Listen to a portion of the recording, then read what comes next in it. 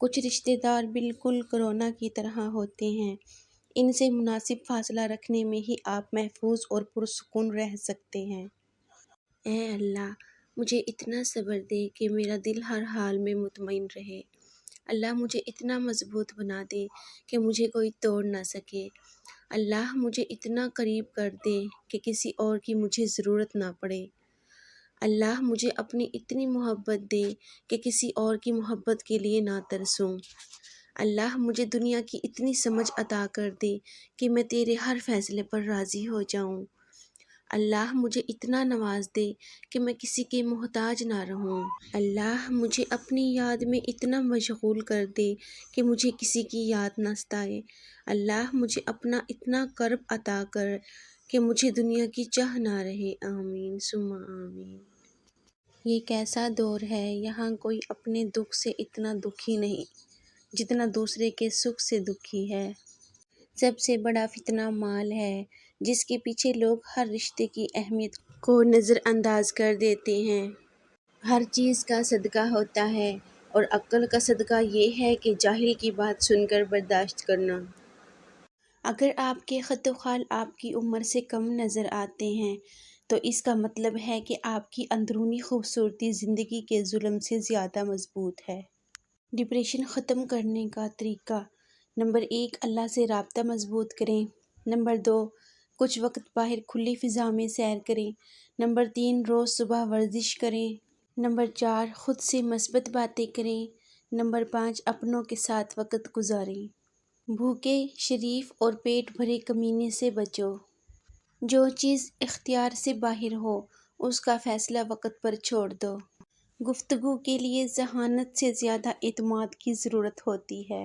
رسول پاک صلی اللہ علیہ وآلہ وسلم نے فرمایا، جہنم سے بچو اگرچہ کھجور کا ایک ٹکڑا دے کر ہی سہی، مگر ضرور صدقہ کر کے دوزخ کی آگ سے بچنے کی کوشش کرو۔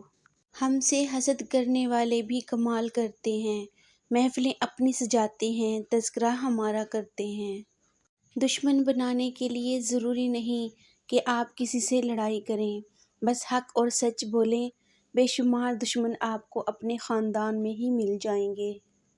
وہی لوگ انمول ہوتے ہیں جو پریشانی میں دلاسا دیتے ہیں، عقل کی بات کرتے ہیں، ہمیشہ تنہائی میں اصلاح کرتے ہیں، کوئی لالچ نہیں رکھتے۔ ایسے لوگ قیمت سے نہیں بلکہ قسمت سے ملتے ہیں۔ جب انسان خاموش ہو جائے اور اپنے حق کے لیے بھی نہ بولے تو سمجھ جاؤ وہ اپنے اندر بہت کچھ دفن کر چکا ہے۔ صبر کریں، اگر آزمانے والا اللہ ہے تو آزمائش سے نکالنے والا بھی تو ہمارا اللہ ہے۔ غربت انسان کو اپنے ہی شہر میں اتنا اجنبی بنا دیتی ہے کہ اپنے لوگ بھی پہچاننے سے انکار کر دیتے ہیں۔ وہ شخص کامیاب نہیں ہو پاتا جس میں ناکامی کا خوف کامیابی کی چاہت سے زیادہ ہو۔ زندگی بہت مختصر ہے، جب سمجھ آنے لگتی ہے تو دنیا میں رہنے کا وقت بہت کم رہ جاتا ہے۔ زیادہ سمجھدار اور زیادہ بے وقوف میں کوئی فرق نہیں ہوتا، کیونکہ یہ دونوں کسی کے نہیں سنتے۔